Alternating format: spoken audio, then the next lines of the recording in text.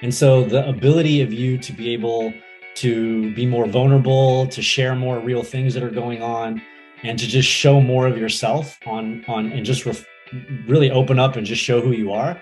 That is where the friendship is built, and that is what carries through later on. Hi, everyone. Welcome to 北腔南调, aka Cultural Collision. I'm Melody. And Victoria. And today we have a world traveler who's visited over 50 countries join us today to talk about a fundamental human need that often gets overlooked in our digital age, meaningful relationships. Despite living in a hyper-connected world where we can communicate with anyone, anywhere, at any time, many people are feeling more disengaged and alone than ever before. As someone who's initially started his career in a steady traditional path of iBanking to now embarking on a variety of ventures after his sabbatical year off to travel in 2008, Cal discovered how strong friendships can make all the difference in a person's life, providing support, laughter, and joy through both good times and bad.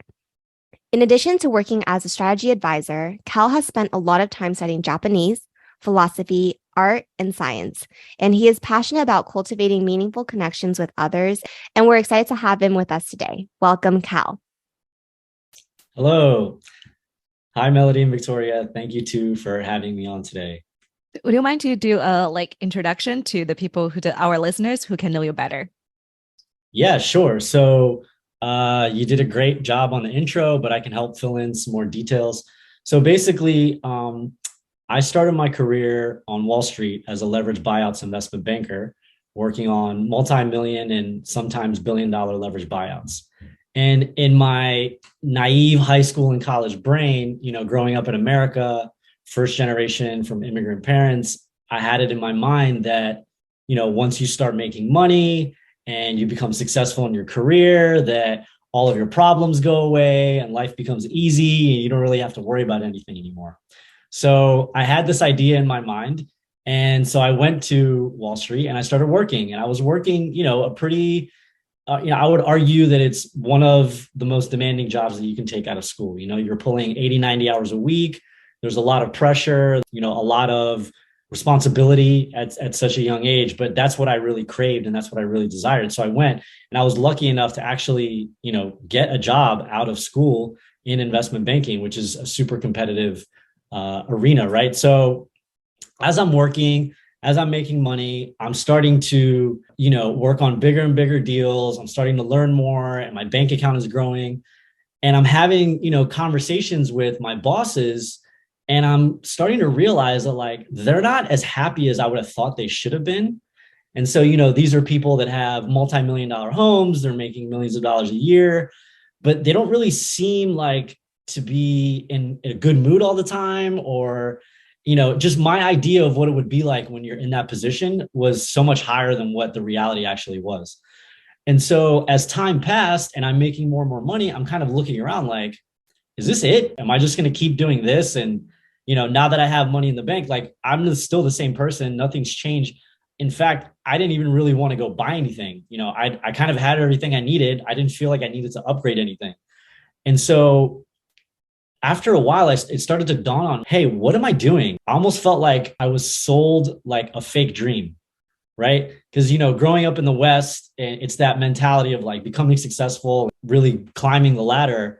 And as I was doing that, I didn't feel any different. I felt the same. And so I made the decision one day to go into the head of my group's office and ask him for a year off to go travel around the world. Now, I did this back in 2008, so it wasn't as common as it is today to go and take a sabbatical and go travel for a year off. So I was actually really nervous. And he asked me to come back the next day where he would give me his decision. And, he called me into his office. He's like, okay, Cal, I thought about it. Fine, go travel, go find yourself, do what you need to do. And when you come back, I'll hold your job for you. And I was like, wow, thank you. Why are you being so nice? Because I asked him, can you take me back if I go travel for a year and come back? And he was like, look, other people have gone to the London office for a year and come back. And he's like, to be honest, if I would rather take you back, who's someone who's worked for me in a year from now, than someone off the street who I don't really know what I'm getting into. So I was like, great. So I left March of 2008, just before the financial collapse, not really knowing how bad things would eventually become. And I left and I traveled around the world for a year. And I visited close to 30 countries on that trip. And when I came back, I was just such a completely different person with a different perspective that I just had no desire to kind of go back to that career. And so I ended up living off of savings for a few years in New York. And when I got back, I started studying philosophy, art, science. I started taking Japanese. And I was kind of just like doing things in New York that I never got a chance to do because I was working 80 hours a week. And around that time, this is like 2009, 2010, some of my friends were starting their own tech companies. And so I would just go out to dinner with them, grab a drink and talk about their company, casually give advice, not even thinking I knew what I was talking about. And so after some time passed, they started, being like, hey, do you want to get involved more? Or, would be good to like have you on the team. And I'm like, really? Like, I don't know what I'm talking about. But in fact, I did. So multiple friends had asked me this right around the same time. So I was like, oh, maybe I should just do this for my job. So then I formalized it and started my own consulting company, basically advising businesses on strategy, finance, operations, partnerships, business development. And for the last 12 years, that's what I've been doing. I started in New York, then I moved to LA, was bi-coastal for 2 years. It's just been quite the journey ever since. I think living bi-coastal is definitely the dream. And it's amazing that you've been able to create this kind of dream life for yourself.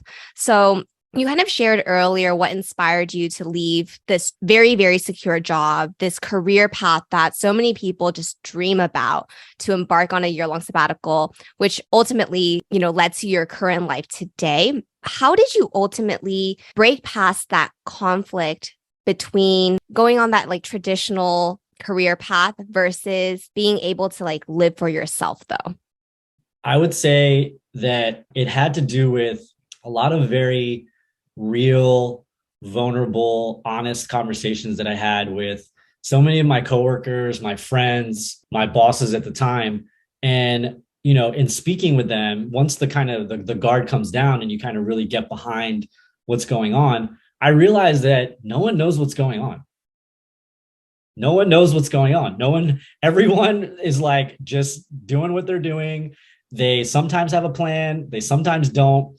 Everyone's just trying their best, but no one really has anything figured out. Once I started having all of these conversations and started kind of seeing behind the curtain what's really going on and what people are dealing with, I realized like, oh crap, no one knows what's going on. And everyone's just kind of like chasing these things that they don't even know what they really are.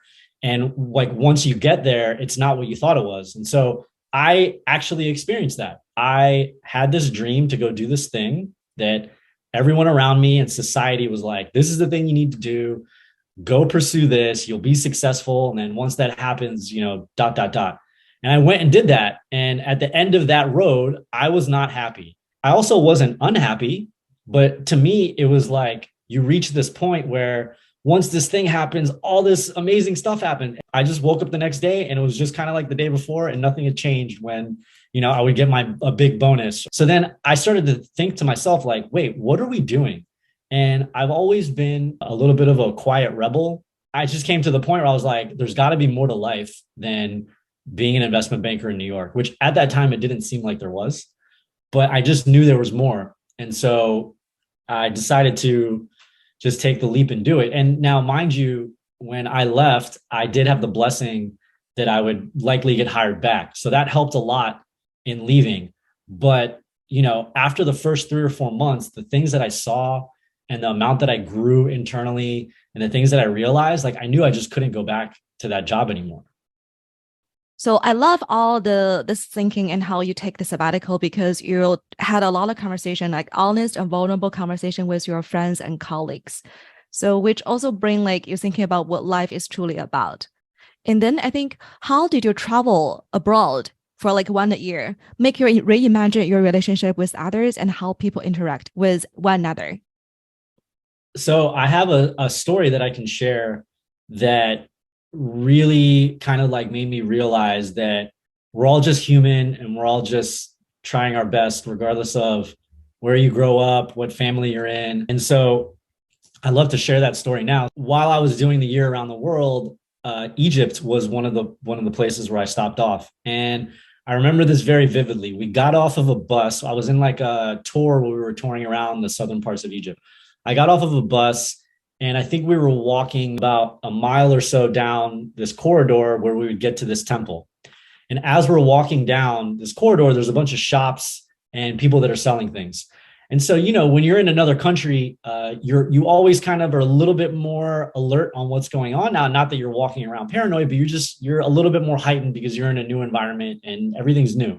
So I'm walking down this corridor, people selling things, and I'm walking with some friends and talking. And then all of a sudden, out of nowhere, this guy kind of like steps out and then goes, and like scares me. And I was like, and then he starts laughing. And I was like, okay. I was like, all right, I got you. I got you. So we kept walking and I'm thinking like, man, that guy really got me. Like he just jumped out and said, and then I got scared. I was like, that's really interesting, but he doesn't know who he's dealing with. Like, I got this guy. So we went into the temple. We spent about an hour. We walked around. We looked at a lot of really beautiful things. And then on the walk back, I was very aware that I knew where this guy was. And so we're walking back to the bus and I'm walking with my friends. And just as we get to the guy, he's not paying attention. So I turn to him and I go, and he goes, and I'm like, I got you, didn't I? He didn't speak English. I didn't speak Arabic. But the moment after I scared him, the surprise and happiness in his face that we shared when we looked at each other, it was such a human, non-verbal interaction that really touched my heart. And in that moment, I felt so close to that guy and he felt so close to me because we had shared this, stupid little thing of scaring each other, which is a universal thing around the world, right? And even though we didn't speak each other's language, we were both like, I got you. And you got me back, like, good one. And so we shared this kind of experience together. And at that moment, I was like, wow, everyone is just pretty much the same, regardless of where you come from and, what language you speak. And so me and this guy, as I'm walking back to the bus, I'm about to get on the bus. I turn around and look, and this guy from far away is still like, hey, how are you doing? Yeah, good job. So he still felt that connection with me to where he was even waving for me, saying like, hello, thank you, as I was getting onto the bus. So in having these experiences while I'm traveling, it really made me realize what relationships are all about. And it's about kind of really seeing the other person for who they are and really trying to understand where it is that they come from and what it is that they're going through, and just have a little bit more kind of like empathy and compassion for everybody else. Wow, I love that. It's such a simple interaction, yet so powerful and meaningful for both parties. And it is really telling of how simple it is to just connect with another human being. Being able to connect with other people doesn't have to be just through words, a smile even. I think it's quite interesting how you and Victoria met as well and how we were able to bring you onto this podcast. But how have you been able to keep friendships? You might not speak the same language. You might not even return to the same place afterwards. But how have you kind of connected with people during your travels and continued to build these relationships after you depart from each city or country? Yeah, that's a really good question. So the ability to maintain a friendship after it's made, it all comes down to what happens when you're creating that friendship. You all have experienced this before where you shared several years with some friends and then you don't talk to them for a couple of years. And then when you see them again, you kind of pick back up right where you left off. And that feeling is actually created while you're going through building the friendship. And so the ability of you to be able to be more vulnerable, to share more real things that are going on, and to just show more of yourself, that is where the friendship is built. And that is what carries through later on. So I'll be the first to say that I have so many friends all over the world, but I don't really keep in touch with them regularly just because there's not enough time in the day. There are people that I do call periodically and I'll reach out to friends, but really I'm relying on the times that we spent together where I was able to be vulnerable and we were able to share moments together, to where when I see them again, it's like we pick up right where we left off. And, even if I haven't talked to them in a year or two, within a few minutes, we kind of like feel each other out and we're right back where they are. And I can feel that. It's a feeling. and it actually feels amazing. And this is something that I think all humans crave. I would say me specifically, being a very social person, it's something that really lights me up. It really opens up my heart to be able to know that I haven't seen someone in so long, and then when we reconnect, we kind of have that same like, hey, how have you been? Like, where are you going? Like, what are you up to? And it's just that kind of like really familiar home, almost like home feeling. I think like Mal and I also experienced this because like Mal just moved out of China and also moved to Singapore, right? Like we have a lot of friends back in China, but we can't really like talk to them all the time. People have their own lives, but we know when we need them, we have this honest, candid, and vulnerable conversation that's where it gets us back together, even though like no matter how far, like how far the distance we are for each other. But we also know in today's like digital age, there are so many people are feeling disconnected alone, despite being able to communicate with others easily. How do you see about this? How like why this is happening and how you feel about this? That's a great question. I would love to actually go back to the last question because I think there's something really valuable there with the forming of connections. And so what I will share also is that after I traveled for a year and I came back, I ended up coming back to New York. I got back exactly 1 year later, April 2009. And over the course of, say, the next 1 to 2 years, I would meet people and we would grab coffee and I would get introduced to people because at that time, the market had crashed and the economy wasn't doing well. So a lot of people were starting to like question why they're doing what they're doing. And so people that knew me were like, oh, Cal was a banker and he left and traveled for a year and now he's back and hey, he has all these like philosophies in life and he's so open and free now. Like you should go talk to him. So I got connected to so many different people. And what happened was in those conversations, I would sit down and if I didn't know the person or even if I did, I would sit down and say, hey, listen, and basically tell them an abbreviated version of the story that I told you was like, I thought making money and all this stuff would be the ultimate goal. And then I got there and I didn't feel fulfilled. And so I left and traveled. And now that I'm back, this is how I feel. And I was basically just like very open and honest with them, right? I didn't try and put up, a facade. And I didn't really, I was just kind of like, hey, I'm just sharing what I've been through. When I would do that, it kind of allowed them to be like, oh, wow, this person's really sharing a lot. And he's actually like talking about something that's very real. He's not talking about like surface layer things that, people talk about when they're crossing the street or just chit chatting. And so what it did was it allowed them to really open up and be vulnerable. And so through all of these conversations that I had when I got back with these different people who I was connected with, I then started to even realize even more how disconnected people were, how alone they felt, how they had imposter syndrome. And the interesting thing was that this was a consistent thing, regardless of who I spoke with. I could speak to a doctor, a lawyer, a banker, or someone that's just, a regular office job in a cubicle or an intern. Everyone's feeling the same things. And so in really trying to understand what's going on like in the world and having these different conversations, I was able to realize like, wow, really nobody knows what's going on. So therefore, if no one knows what's going on, we kind of all are just out there on our own. And maybe we could use a little bit of support. Maybe we could use a friend. Maybe we could use someone who can understand us and have a little bit of empathy for what we're going through. And so those lessons that I learned back in 2009 and 2010, meeting all these people, I now carry those today with the friendships that I make. I think about things in that way. And when I respond or when I speak to them, I keep in mind what they're feeling as a human rather than speaking to whatever avatar that they feel like they're presenting in the moment. But when you're being vulnerable, like sharing your honest like experience, your conversation with other people, especially with the friends you don't really know or like new friends, would you ever like think about like getting hurt or like somebody is not trusting you? They're thinking, oh, you're just trying to sell me some story. So here's the thing.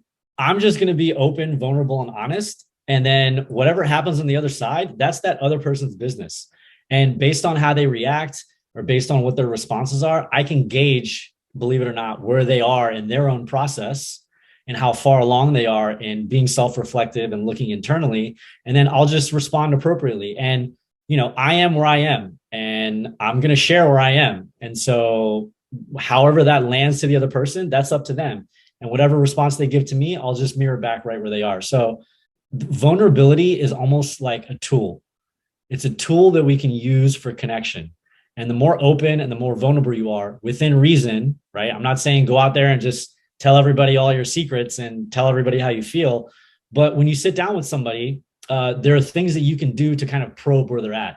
You can kind of like bring up a topic or throw out a few things. And based on how they respond, you can gauge like where to take the conversation after that. It's really an art and a skill at the same time to be able to have a real conversation with somebody and gauge where they're at, because some people just aren't ready for it. And that's totally fine. You should not pressure them. You need to meet everybody right where they're at. So, in addition to being open and vulnerable, are there any other particular qualities, traits, or philosophies that you feel like are essential for building and maintaining strong relationships? Yeah, I can only speak to myself. I don't necessarily know if this would apply to everyone, but I'm a very curious person. I like learning things. I like understanding how things work. And as a result of that, if I find something really interesting, I'll go investigate it and see how it works, or at least like have conversations with people where I want to learn about what they do and how they do it. So I'm constantly acquiring knowledge, acquiring information, acquiring concepts, philosophies, constantly as I'm, going about my day, my life in different cities or whatever. And so anytime I speak to someone new or I'm with a friend, I can draw on so many different pieces of information, concepts, and philosophies that I myself have heard other people say or picked up from some people. And so there's always some exchange of value or information. So if we're going to have a conversation, you're very likely going to walk away with something new that you didn't know before, based on some stuff that I might have gotten from somebody else. Not to that I would claim it for myself, but it's just like, oh, did you know people that are in this profession are thinking about it this way? Or I have a friend that does this, and recently he told me something. And so it's really about like an exchange of energy at the end of the day. So being vulnerable is a good tool to help you to connect and to go deeper. But ultimately, people really enjoy learning new things explained in a really interesting, almost story-like way. And I've gotten good at telling stories just because I've had so many of these conversations. And so it's almost like creating some sort of value, but not really on purpose. I'm just kind of being me. I'm curious. I like picking up things, and then I like transferring that knowledge and information to other people who I know. And so imagine it from their side. They walk away like, wow, I had a really vulnerable, open, honest conversation with Cal. I learned some things and he told me some interesting stories. Who wouldn't want to be a part of a conversation like that? And so that's a personal thing to me. I don't necessarily know if I have any advice to someone who's, say, like not curious and doesn't really have anything to offer. If that's how you are, then very likely you're going to attract in other people that are the same, and the friendship is going to be at whatever level that it's supposed to be at. Yeah. Speaking of transferring knowledge, right now you are a consultant and you work with a lot of high powered people, including CEOs of companies. So, how do you consult them and encourage these leaders to be open and vulnerable to their own team? Yeah, that's a great question. So, I do specifically business strategy, finance, partnerships, operations, consulting. So, I get hired by companies and CEOs and I work directly one-on-one with them. It's just me. There's no employees. I purposefully do not want to hire anybody. I'm not interested in scaling my consulting company and making it the best one ever. I just want to be able to help these leaders one-on-one. And the best way for me to do that is to directly work with them. And so oftentimes what happens is the emotional roller coaster of being a CEO is riding the ups and downs of your company, right? And so any entrepreneur knows that, some days are great, some days aren't great, and then there's a lot of days in between. And so oftentimes what I find myself doing is really being sort of a life coach and helping them navigate the personal dynamics of what it takes to be CEO of a company, and really ensuring that they are taking care of themselves and that they are also growing and they're also learning. And if they can do that, then they understand what it takes to be able to go internal, understand what you're dealing with, and then deal with all the external circumstances. And then when it comes to their employees, he or she can then put themselves in the employee shoes and understand that the employee is going through a lot of similar things as well. So oftentimes when I'm doing the business advice, a portion of that is really spent on the individual and how they're navigating the up and down roller coaster of what's going on with their company. We learned a lot from Carl today, and we appreciate you can be here with us and sharing all your insights and your like life stories. And I think you are really, really a good storyteller, and with all the ways you talk about this, and we learn a lot from you.